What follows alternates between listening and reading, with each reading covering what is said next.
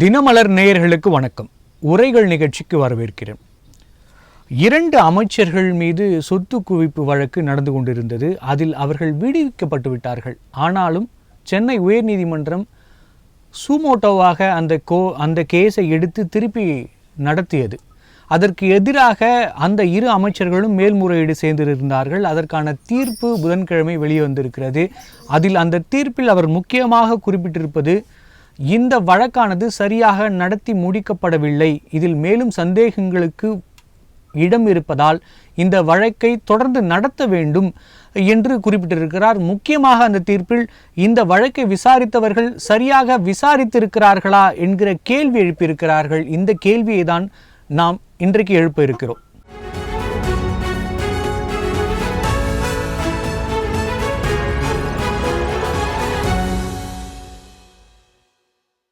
சொத்து குவிப்பு வழக்கு ஹைகோர்ட்டின் நெத்தியடி அதிகாரிகளுக்கு உரைக்குமா என்பது குறித்து விவாதிக்க நம்மோடு இணைந்திருப்பது திரு ரவிசங்கர், அரசியல் விமர்சகர். வணக்கம் சார். வணக்கம். மற்றும் அரசியல் விமர்சகர் திரு ஹரிமாதவன் அவர்கள். வணக்கம் சார். வணக்கம் சார். சார், ஹரிமாதவன் சார், இந்த தீர்ப்பை நீங்க எப்படி பாக்குறீங்க? நீதிபதிகள் குறிப்பா இந்த விசாரணையை குறித்து நிறைய பேசியிருக்காரு அந்த தீர்ப்புல. அதை எப்படி பாக்குறீங்க சார்? இந்த தீர்ப்பு நம்ம வெறும் இந்த ஒரு வழக்கோட தீர்ப்பா மட்டும் பார்க்காம, நாட்டோட அரசியல்வாதிகள், அரசியல் நடைமுறைகள், அரசியல்வாதிகள் பண்ணக்கூடிய விஷயங்கள், இதுகளுக்கு திசைவெளி போக்க மாற்றக்கூடிய ஒரு தீர்ப்பாக இதை நான் பார்க்கிறேன். இதுக்கு முன்னாடி பல்வேறு சொத்து குவிப்புகளுக்கு பல்வேறு அரசியல்வாதிகள் பல்வேறு வழக்குகள்ல தண்டிக்கப்பட்டாலும், இந்த கேஸ் ஒரு இது 2 அமைச்சர்களும் ஒரே மாவட்டத்தை சேர்ந்தவங்க. இன்னைக்கு உள்ள அரசியல் போக்கு மக்களுக்கு பணம் செலவு பண்றது, ஆடம்பர அரசியல், மக்களை நோக்கி பணத்தோட மக்களை நோக்கி போறதுங்கிற ஒரு யதார்த்தம் இன்னைக்கு நடந்துகிட்டு இருக்கு. ஆனா பணம் மட்டுமே அரசியல் வெற்றி தோல்விகளை தீர்மானிக்கிறது இல்லைங்கிறது யதார்த்தத்துல எந்த அரசியல்வாதியும் புரிஞ்சுக்கிறது இல்லை. பெருசா பணம் செலவு பண்ணுங்க, பணத்தை வாரி இறைச்சவங்க பலரும் தோத்து போயிருக்காங்க. ஆனா அரசியல் பதவியில இருந்தாலும் இல்லைனாலும் காது குத்து, விசேஷம், கோயில் திருவிழா எல்லாத்துக்கும் பணத்தை செலவு பண்ணணும். ஒரு சராசரியா ஒரு அரசியல்வாதி 50 லட்சத்துல இருந்து 1 கோடி ரூபாய் 2 கோடி ரூபாய் வரைக்கும் மாசம் செலவு பண்ணணுங்கிற ஒரு கட்டம் வந்ததோடைய விளைவு, இவங்க 2 பேருமே இன்னைக்கு அரசியல்வாதி கிடையாது. KKSSR ராமச்சந்திரன் 3 தலைமுறை பார்த்த ஒரு அரசியல்வாதி. தங்கம் தென்னரசு அவங்க அப்பா ஆல்ரெடி மந்திரியா இருந்தாரு. இவர் 2வது தலைமுறை அரசியல்வாதியா ஒரு மெத்த பரப்ப படித்த ஒரு அரசியல்வாதி. MBA வரைக்கும் படிச்சு ஒரு பெரிய நிறுவனத்துல ஒரு பெரிய பதவியில இருந்துட்டு அரசியலுக்கு வந்தவர். இப்படிப்பட்டவங்களே இந்த மாதிரி ஒரு விஷயங்களை, அதாவது இது ஒரு பான சொத்துக்கு ஒரு சோறு தான் பதம்ங்கிறத மாதிரி, இந்த 1,40,00,000 சொத்து குவிப்புங்கிறதெல்லாம் ஒரு பான சொத்துக்கு 1 பதம் தான். இந்த பணம் எவ்வளவு பணம் இருக்கு, எவ்வளவு சொத்து குவிச்சிருக்காங்க, எவ்வளவு டிஸ்அப்ராப்ரியேட் ப்ராப்பர்ட்டிஸ் இருக்குங்கிறதுக்கு இது ஒரு பான சொத்து ஒரு பதம் தான். இந்த மாதிரி தீர்ப்புகள் நீதிமன்றத்தை வளைச்சு அவங்க வாங்கின தீர்ப்புகளுக்கு நெத்தியடி கொடுத்திருக்கிற ஆனந்த வெங்கடேசனோட தீர்ப்பு நெத்தியடி கொடுத்திருக்கு. இது அரசியல் திசையை போக்க வேற ஒரு கோணத்துக்கு கொண்டு போகும். இதுக்கப்புறம் வரக்கூடிய அரசியல்வாதிகள் வெறும் பணம் மட்டுமே அரசியலுக்கு பிரதானம் இல்லை, பணத்தை எடுத்து பணத்தை செலவு பண்றது விஷயம் இல்லை, மக்களை நோக்கி போகணும். இந்த அதிகாரம், பதவி, மக்களுக்கு செய்யறது, இதுல கிடைக்கிற ஆத்ம திருப்தி, இதை நோக்கி அரசியல்வாதிகள் போறதுக்கு இந்த தீர்ப்பு ஒரு வழிகாட்டும். இது ஒரு அரசியல் திசை வழிபோக்க மாற்றுங்கிறத எனக்கு மாற்று கருத்து. கண்டிப்பா சார். சார் ரவிசங்கர் சார், இந்த தீர்ப்புல நீதிபதி அவர்கள் முக்கியமா குறிப்பிட்டிருக்க ஒரு விஷயம் என்பது, அதிகாரிகள் துணை போகிறார்கள், அதிகாரிகள் தவறு செய்கிறார்கள் அப்படிங்கிற ஒரு விஷயத்தை அழுத்தம் திருத்தமா குறிப்பிட்டிருக்காரு. இந்த தீர்ப்புக்கு பிறகாவது அதிகாரிகளோட நடைமுறையில மாற்றங்கள் வருமா? மாற்றங்கள் வர வேண்டும். ஆனால் வருமா இல்லையா தெரியல சார். ஏன்னால் இந்த இது ஆரம்பத்திலிருந்து நம்ம சுதந்திரம் அடைஞ்சது 1947. இன்னைக்கு எவ்வளவு வருஷம் ஆச்சு இல்லையா? 75 77 வருஷம் ஆயிடுச்சு சார். நாட்டுல இந்த மாதிரி கேஸ் நிறைய வருது சார். ஓகேவா? சில கேஸ் ஒண்ணுமே தெரியாம போயிடுது. ஈவன் இந்த 2 கேஸே எடுங்களேன். அவர் தங்கம் தென்னரசு இந்த 2 கேஸுமே 2012 2006 இருந்து 2011 அந்த பீரியட்ல தங்கம் தென்னரசு எஜுகேஷன் மினிஸ்டரா இருந்தார். அப்போ இவரும் இவங்க ஒய்ஃபும் 76,50,000 ரூபாய்க்கு வருமானத்துக்கு அதிகமான சொத்து சேர்த்ததா இருக்கு. இத 2012 ஏடிஎம்கே அரசாங்கம் ஜெயலலிதா சீஃப் மினிஸ்டர் இருக்கிறச்ச இந்த கேஸ போட்டாங்க 2012. இதே மாதிரி கே.எஸ். ராமச்சந்திரன் அவர் அந்த சமயத்துல பிற்படுத்தப்பட்டோர் அந்த நலத்துறைக்கு மினிஸ்டரா இருந்தார் 2006 2011. தங்கம் தென்னரசு கல்வித்துறை நான் சொல்றது கே.எஸ்.ஆர். ராமச்சந்திரன் பிற்படுத்தப்பட்டவருடைய நலத்துறைக்கு இருந்தார். இப்ப ரெவென்யூ மினிஸ்டரா இருக்கார், வருவாய்த்துறை. அவர் அந்த பீரியட்ல 2006 இருந்து 2011 கேஸ் என்ன 44,50,000 ரூபாய்க்கு இவர் மனைவியும் வருமானத்துக்கு அதிகமான சொத்து சேர்த்து விட்டார்கள் அப்படின்னு. இத ரெண்டுத்தையுமே கேஸ் 2012 விஜிலன்ஸ் இவங்க போட்டிருக்காங்க 2000. சோ இந்த விஜிலன்ஸ் அப்படிங்கிற டைரக்டர் ஆஃப் விஜிலன்ஸ் யார் சார்? இவங்க ஒரு அரசாங்கத்துக்கு கீழே இருக்கிற ஒரு டிபார்ட்மெண்ட். ஏடிஎம்கே பீரியட்ல இவங்க ஃபைல் பண்ணாங்க, கேஸ் போச்சு. கேஸ் போனதுக்கு அப்புறம் இழுத்துட்டே போறோம் சார். இதுதான் சார் நம்ம இந்தியாவில கேஸ்ன்னு போனால் 10 வருஷம் 15 வருஷம் 20 வருஷம் 25 வருஷம் ஓடுறது சார். இந்த கேஸ் 2022 2021 இவங்க யாருக்கு திமுக ஆட்சிக்கு வந்தாச்சு. 2012 போட்ட கேஸ் 2011 21 டிஎம்கே வந்தாச்சு. 2022 தங்கம் தென்னரசுக்கு அகைன்ஸ்டா இருந்த இத இவங்க ஸ்ரீவில்லிபுத்தூர் நீதிமன்றத்துல அவங்க அக்யூட் பண்ணிடுறாங்க அவரை. ஸ்ரீவில்லிபுத்தூர் நீதிமன்றம் என்ன சார் வந்து அங்க ஒரு special court for MLAs and MPs. அந்த எம்எல்ஏ எம்பிக்குரிய சிறப்பு நீதிமன்றம் அங்க இருக்கு. அவங்க 2022 தங்கம் தென்னரசு கேஸ அவரை விடுவிச்சாங்க. 2023 ஜூன் மாசம் கே.எஸ்.ஆர். ராமச்சந்திரன் அவர்களுடைய கேஸ்ல இருந்து அவரை விடுவித்தாங்க. இவங்க விடுவித்தாங்க இல்லையா ஸ்பெஷல் நீதிமன்றம், உடனே என்ன சார் பண்ணணும்? இந்த directorate of vigilance state government கீழே இருக்காங்க இல்லையா, அவங்க உடனே என்ன பண்ணணும்? மேல்முறையீடு செய்யணும். மேல்முறையீடு செய்யல அப்படின்னா நீங்க அவங்க மேல போட்ட கேஸ் எல்லாம் இல்லைன்னு ஆயிடுது. நீங்க கொடுத்த டாக்குமெண்ட் எல்லாம் சரி இல்லைன்னு நீங்களே ஒத்துக்கிற மாதிரி ஆயிடுறது. சோ இவங்க மேல்முறையீடு செய்யணும். ஆனால் மேல்முறையீடு செய்யவில்லை. ஏன்னா இப்ப இந்த அரசாங்கத்துக்கு கீழே இந்த விஜிலன்ஸ் டிபார்ட்மெண்ட் இருக்கு. இதுதான் நம்ம நாட்டுடைய செட்டப் சார். தமிழ்நாடு மட்டும் இல்ல, எல்லா ஸ்டேட்லயுமே இதான் இந்த செட்டப். சோ கண்ட்ரோல் இந்த விஜிலன்ஸ் இவங்கெல்லாம் ஒரு special body. they should not be controlled by state government, central government. For example, ஒரு உதாரணத்துக்கு சொல்றேன், ஆடிட்டர் கண்ட்ரோலர், அந்த controller of auditor general of India இருக்காங்க இல்லையா, அவங்க என்ன பண்றாங்க? ஒவ்வொரு இதையும் ஆடிட் பண்ணி ப்ராஜெக்ட் ஒழுங்கா இருக்கா இல்லையா, டயத்துக்கு முடிச்சாங்களா முடிக்கலையா, லஞ்சம் இருக்கா இல்லையா, இதெல்லாம் பத்தி ரிப்போர்ட் கொடுக்குறாங்க. சென்ட்ரல் கவர்மெண்ட் பத்தி ரிப்போர்ட் கொடுக்குறாங்க. அது வித்தவுட் எனி எடிட் பண்ணாம டைல்யூட் பண்ணாம பார்லிமெண்ட்ல கண்டிப்பா பிரசன்ட் பண்ணி ஆகணும். அதே மாதிரி ஸ்டேட் கவர்மெண்ட்டுக்கு அகேன்ஸ்டா இவங்க கொடுக்குறாங்க, அதை அசம்பிளியில சப்மிட் பண்ணி ஆகணும். ஸோ அவங்க டோட்டலி இண்டிபெண்டன்ட் பாடி. அந்த மாதிரி இதுவும் இண்டிபெண்டன்ட் பாடியா இருக்கணும். அன்பார்ச்சுனேட்லி இவங்க வந்து விஜிலன்ஸ் டிபார்ட்மெண்ட் அப்பீல் பண்ணல. ஸோ சுவோமோட்டோ இவர் எடுத்திருக்காரு, வெங்கடேஷ் எடுத்து இது என்ன சொல்லிருக்க, இதுல பார்த்தீங்க அப்படின்னா, அதாவது இந்த ஜேம்ஸ் ஒரு இது சொல்ற, இந்த கவிஞர், ஆங்கில கவிஞர், பெரிய மீன்கள் எல்லாம் வலையில் சிக்குவது இல்லை அப்படின்னு ஒரு ஸ்டேட்மெண்ட் விட்டுருக்காரு. யாரு? ஜட்ஜ் வெங்கடேஷ் அவருடைய தீர்ப்புல. அதுல சொல்றாரு, என்ன சொல்றாரு அப்படின்னா, இதுல நீங்க பாத்தீங்கன்னா முகாந்திரம் இருக்குங்க. முகாந்திரம் இருக்கும் பொழுது எப்படி ஸ்ரீவில்லிபுத்தூர் நீதிமன்றம் இதை பார்க்க தவறினீங்க? இது என்ன சொல்றது அப்படின்னா, எல்லா அபிஷியல்ஸ் போலீஸ் எல்லாருக்குள்ள அந்த கூட்டு இது மாதிரி இருக்கு, எல்லாம் சேர்ந்துதான் இதை பண்றாங்க, இது வந்து சரியா வராது அப்படின்னு சொல்லிட்டு இந்த கேஸ அவரே எடுத்து அவருக்குரிய பவருக்களை எடுத்து பண்றாங்க. இத நிஜமா நான் வரவேற்கிறேன். இந்த டிஎம்கேன்னு இல்ல, எந்த ஸ்டேட்டுக்கு போனாலும் இந்த மாதிரி நடக்கணும் சார். அதை வரவேற்கிறேன். இல்லாட்டா மக்களுக்கு நீதிமன்றத்து நம்பிக்கை. கண்டிப்பா சார். சார் ஹரிமாதவன் சார், இந்த தீர்ப்புல அவர் முக்கியமா குறிப்பிட்டிருக்கிறது, ஆட்சி மாற்றம் ஏற்பட்ட பிறகு இந்த விசாரணைகளும் மாற்றம் வந்து ரிப்போர்ட்லயும் மாற்றம் வந்திருக்கிறது, துரதிர்ஷ்டவசமானது அப்படிங்கிற ஒரு விஷயத்த குறிப்பிட்டிருக்காரு. அவர் நேரடியாவே ஆளும் கட்சிக்கு சாதகமாக நடந்து கொள்கிறார்கள் அதிகாரிகள் அப்படிங்கிற ஒரு குற்றச்சாட்டு வைக்கிறாங்க.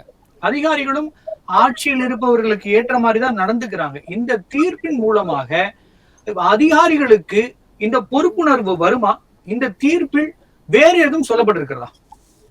இந்த மாதிரி தீர்ப்புகள், அதாவது எல்லா அதிகாரிகளையும் ஒட்டுமொத்தமா நம்ம குற்றம் சாட்ட முடியாது. இந்த மாதிரி தீர்ப்புகள் 90% அதிகாரிகள் நேர்மையாகவும், இந்த மாதிரி பெரிய விஷயங்கள், இந்த மாதிரி ஒரு பெரிய தப்பு நடக்கக்கூடிய விஷயங்கள்ல பெருசா வரைஞ்சு கொடுக்காமையும், அட்லீஸ்ட் அதுல இருந்து வெளியே வர்ற மனநிலையில தான் 90% அதிகாரிகள் இருக்காங்க. ஒரு 10% அதிகாரிகள் தான் அரசியல்வாதிகளுக்கு என்ன நடந்துருவோம் பாத்துக்கிடுவோங்கிற மனநிலையில குறைக்க தெரிஞ்சவங்களா தங்களை காமிச்சுக்கிற ஒரு வெளிப்பாடு அவங்க இந்த மாதிரி வந்து நடந்துக்கிறாங்க. இந்த மாதிரி பிறல் சாட்சிகள் அதிகாரிகளும் சாட்சிகளும் பிறல் சாட்சிகளா வர்றது இன்னைக்கு புதுசு கிடையாது. அதிமுக ஆட்சியில காயத்ரி, கோகிலவாணி அந்த 3 வேளாண்மை கல்லூரி மாணவிகள் பஸ் தீக்கிரை ஆய்க்கப்பட்டு கொல்லப்பட்ட கேஸ்லையும் சரி, தாகிருஷ்ணன் கேஸ் திமுக ஆட்சியில் நடந்த தாகிருஷ்ணன் கேஸ்லையும் சரி, பிறல் சாட்சிகள் எல்லா கேஸ்லயுமே நடந்திருக்கு. ஜெயேந்திரன் கேஸ், இது 2ம் அரசியல் சார்ந்த கேஸ்.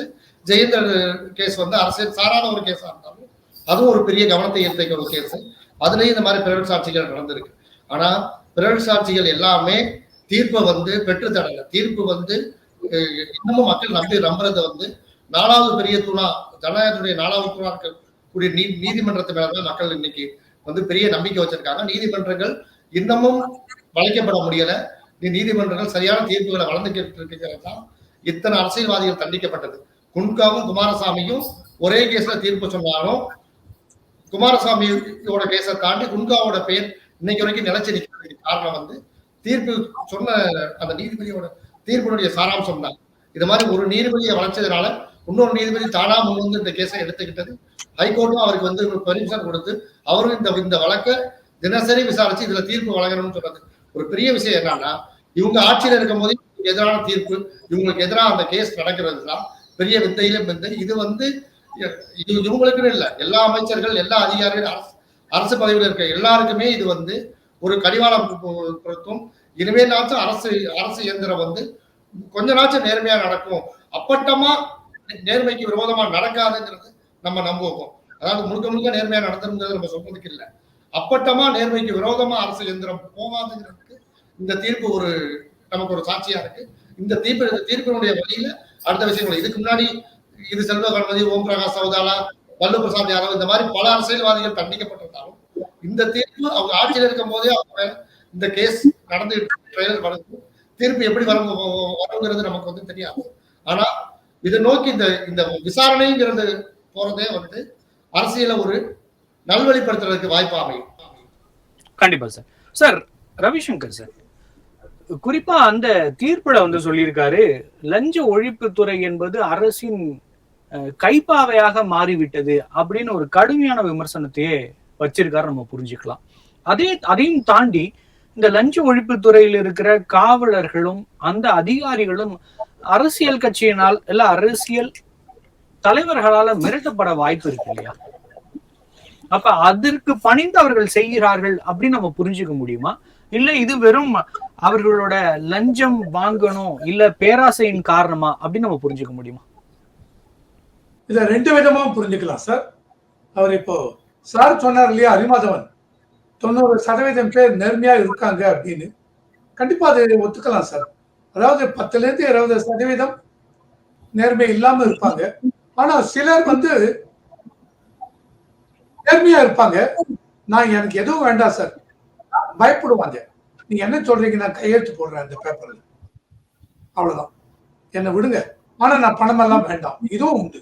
இந்த மாதிரி ஒரு கேட்டகரியும் உண்டு. சிலர் பணமும் வாங்கி கேஸையே அப்படியே மாத்துறதுக்கு இருக்காங்க. இந்த மாதிரி டிஃபர் ஆகுது சார்.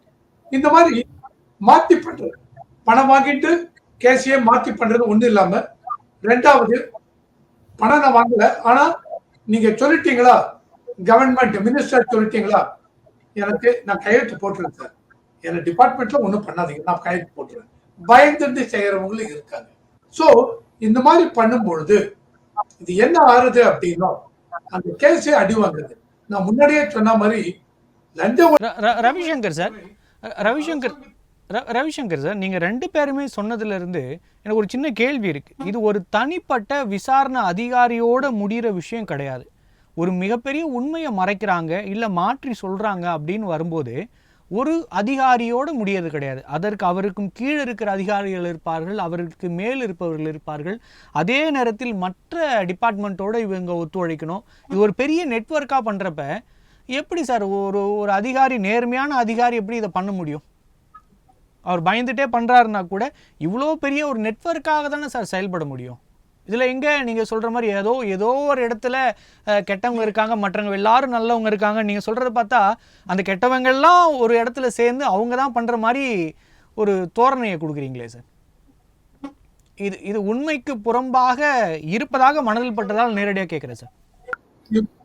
இல்ல இல்ல இல்ல நான் அந்த மாதிரி தோரணையை கொடுக்கல. மேபி உங்களுடைய இல்லை 90% இல்லை சார், நீங்கள் 90% நேர்மையான அதிகாரிகள் இருக்கிறார்கள் அப்படின்னா ஒரு 100 பேர் வேலை பார்க்குற இடத்துல 10 பேர் வந்து உண்மையாக இருக்காங்கன்னா அந்த 10 பேருமே ஒரே கேஸில் இருப்பாங்க அப்படின்றத நம்ம ஏற்றுக்க முடியுதா சார்? சார் அதனால 100க்கு 100 பேர் இந்த மாதிரி இருந்தால்தான் பண்ண முடியும், அதுவும் ஒத்துக்க முடியாது. கரெக்டா? நான் 10% 90 நல்லது, இல்ல நீங்க 70-30 வைங்க, இல்லையா 40 பேர் நல்லவங்க 60 பேர் இதன் வைங்க, உங்களுக்கும் தெரியாது எனக்கும் தெரியாது. கரெக்டா? உள்ள என்ன நடக்கிறது, டிபார்ட்மெண்ட் எப்படி போறது நமக்கு தெரியாது. பொதுவா என்ன சார் மக்கள் கிட்ட அபிப்பிராயம், கவர்மெண்ட்டுக்குள்ள நான் ஒரு வேலைக்குன்னு போனா பணம் கொடுக்காம வேலை நடக்கிறது இல்ல. இது இந்தியால இருக்கிற எல்லா அரசாங்கத்திலையும் இதுதான் இது. அந்த மாதிரி இருக்கிறச்ச லஞ்ச ஒழிப்புத்துறை சார், இந்த லஞ்ச ஒழிப்புத்துறையில 2012 கேஸ், 2022 12 கேஸ் போட்டது யார் சார்? இதே லஞ்ச ஒழிப்புத்துறை. இவங்க அப்போ ஏடிஎம்கே அரசாங்கத்துக்கு கீழே இருந்தாங்க, கேஸ் போட்டாங்க. 2022 ஜட்ஜ்மெண்ட் வருது. ஜட்ஜ்மெண்ட் வந்த உடனே இவங்களை அக்விட் பண்ணிட்டாங்க. ஓகேவா? இப்போ லஞ்ச ஒழிப்புத்துறை எந்த அரசாங்கத்துக்கு கீழே இருக்கு? திமுக அரசாங்கத்துக்கு கீழே இருக்கு. இந்த லஞ்ச ஒழிப்புத்துறை மேல்முறையீடு செய்யவில்லை. இந்த மாதிரி இருக்கிறது என்ன ஆகுறது, கவர்மெண்ட் உடைய இன்ஃப்ளூயன்ஸ், கவர்மெண்ட் கண்ட்ரோல் கீழே இருக்கிறதுனால லஞ்ச ஒழிப்புத்துறை இந்த மாதிரி பண்றாங்க. இது உங்களுக்கு எப்படி தெரியும் சார்? நீங்களே நானும் எப்படி பேசுறோம் இத? ஹைகோர்ட் வெங்கடேஷ் ஜட்ஜ் சுவாமோட்டோ ஒரு கேஸ் எடுத்து அவர் சொல்லி என்ன சொல்றார், இல்ல இந்த வில்லிபுத்தூர் நீதிமன்றம் சரியா இதை பார்க்கல, இதுல பிரைமா ஃபேசி எவிடன்ஸ் இருக்கு, முகாந்திரம் இருக்கு, இது எப்படி நீங்க பார்க்க தவறினீங்க. இதுல இன்னொரு ஆச்சரியம், இந்த விஜிலன்ஸ் லஞ்ச ஒழிப்புத்துறை ஏன் மேல்முறையீடு செய்யலை, இதெல்லாம் பார்க்கறச்ச எல்லாருமே கூட்டு சேர்ந்து பண்ற மாதிரி இருக்கு அசம்ஷன். அதனால நீங்க இத மறுபடியும் எடுத்து விசாரிக்கணும் அப்படின்னு சொல்றாரு. இது எல்லாமே நம்ம பேசுறது எல்லாமே உங்களுக்கோ எனக்கோ நான் சொன்ன மாதிரி 90 பேர் நல்லவங்க 10 பேர் இல்ல, 70 பேர் நல்லவங்க 30 பேர், அதுவும் இல்லையா 50-50 வச்சுங்க. சோ நம்ம இன்வால்வ் இல்ல, நமக்கு தெரியாது. ஆனால் ஒண்ணு தெரியும், லஞ்ச ஒழிப்பு துறைங்கிறது அரசாங்கம் மாற மாற அந்த அரசாங்கத்துக்கு ஏத்த மாதிரி அவங்களுடைய இன்ஃப்ளூயன்ஸ், அவங்க இன்ஸ்ட்ரக்ஷனுக்கு ஏத்த மாதிரி தான் இந்த லஞ்ச ஒழிப்பு துறைங்கிறது நடக்கிறது. இதுக்காக தான் நான் உதாரணம் கொடுத்தேன். Controller and auditor general of India அவங்க ஸ்டேட்மெண்ட் எடுத்து கொடுக்கும்போது audit objection, central government objection report கொடுக்குறாங்க, அது யாரும் ஒன்றும் பண்ண முடியாது. Without any editing that should be submitted in parliament. அதே மாதிரி தான் without any editing controller auditor general of statement audit objection about the activities of the government, state government அசம்பிளில நீங்க சப்மிட் பண்ணி ஆகணும். சோ அந்த மாதிரி இருக்கிறச்ச விஜிலன்ஸ் துறையும் என்ன பொறுத்தவரைக்கும் சஜஷன் தான், மேபி ஸ்டேட் கவர்மெண்ட் உடைய கண்ட்ரோல்ல இருந்து, ஸ்டேட் கவர்மெண்ட்னா தமிழ்நாடு மட்டும் இல்ல எல்லா ஸ்டேட் கவர்மெண்ட் கண்ட்ரோல்ல இருந்து எடுத்து இண்டிபெண்டா அனுப்பிச்சேன்னு வச்சுங்க, இந்த மாதிரி நல்லபடியா அமைங்கிறது என்னுடைய நம்பிக்கை. கண்டிப்பாக சார். சார் ஹரிமாதவன் சார், லஞ்சம் ஒழிப்புத்துறை தொடுத்திருந்த இந்த வழக்கில் என்ன பண்ணியிருக்காங்கன்னா 2 வழக்கிற்கும் ஒரே மாதிரியான விசாரணை முடிவுகளை கொடுத்து 2 பேரையும் விடுவிச்சிருக்காங்க. அதை குறிப்பிடுறாரு. அதை தாண்டி இன்னொரு விஷயத்தை அவர் சொல்கிறாரு, குற்ற வழக்குகளில் அரசியல்வாதிகளை தப்பிக்க வைக்கும் நோக்கோடே விசாரணை நடத்தப்படுகிறது. குறிப்பாக விசாரணை முறை சட்டம் 173 பிரிவு 8 தவறாக பயன்படுத்தப்படுகிறது காவலர்களால் அப்படிங்கிற ஒரு விஷயத்தை சொல்லியிருக்காங்க. நமக்கு இங்கே என்ன கேள்வி வருது அப்படின்னா, இந்த அரசாங்கங்கள் மாறிக்கொண்டே இருக்கும், அதிகாரிகள் மாறப்போவதில்லை. அப்போ இவர்களுக்கு வளைய வேண்டிய அவசியம் எங்கே வந்தது? அதிகாரிகள் அரசியல்வாதிகளுக்கு வளைய வேண்டிய அவசியம் இல்லை. நீங்க இப்ப ஏற்கனவே பேசின விவாதத்துல பேசின மாதிரி இது எல்லாருமே எப்படி தப்பு பண்ணியிருப்பாங்கன்னு நீங்க கேட்ட கேள்வி நியாயமானது. ஆனா இந்த சங்கிலி தொடருக்கு ஒரு நேர்மையான அதிகாரி வந்துட்டா அந்த தொடர்ல இருக்கக்கூடிய மற்ற அதிகாரிகள் நேர்மையா இருப்பாங்க. இல்லைன்னா நேர்மையா இருக்கிறது இல்லாத அதிகாரிகள் நம்ம இருக்க முடியாது, அதுல இருந்து விலகிக்கிடுவாங்க. ஒரு அதிகாரி நேர்மையா வந்துட்டாவே அந்த சங்கிலி தொடர் நேர்மையா போகணும். இந்தியில் எப்படி போதும் அதன் போக்குலதான் வேகம் எல்லாமே போகும். இதுல நம்ம லஞ்சத்தை பத்தி பேச வேண்டிய இடத்துல நம்ம 10% ஆரம்பிச்சு 50%, 40%, 50க்கு 50 இன்னும் இந்த பெர்சன்டேஜை நம்மளே பேசுறது முரண்பாடான ஒரு விஷயம் தான். இதுல ஒரு அதிகாரி நேர்மையான அதிகாரி வந்துட்டா மற்ற அதிகாரிகள் எல்லாருமே கீழே இருக்கவங்க எல்லாருமே கரெக்டா அந்த கேஸோட திசை போக்கு மாறிடும். இதுல ஒன்றும் மாற்றமே இல்லை. அது 2வது, லஞ்ச ஒழிப்புத்துறை ஆளுகின்ற அரசுக்கு கைப்பாவையா இருக்கிறத நீதிபதி சுட்டி காட்டுறது ரொம்ப சரிதான்.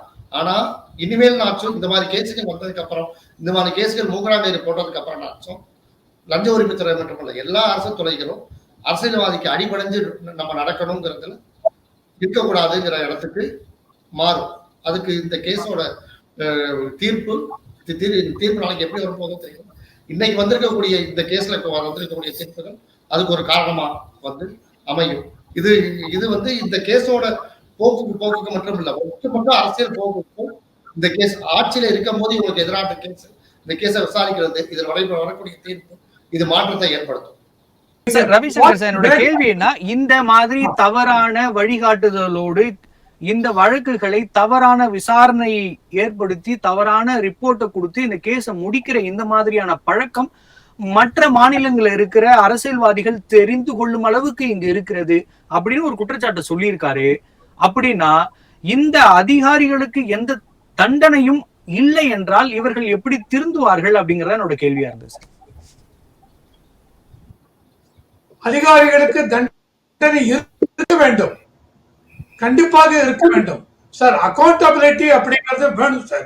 ஆனால் நீங்க பார்த்தீங்களா, இவர் சொல்றார் வெங்கடேஷ், இந்த மாதிரி நடந்ததுனாலதான் இப்படி ஆயிருக்குன்னு சொல்றாரு. சோ அங்க ப்ரூவ் பண்ணணும்.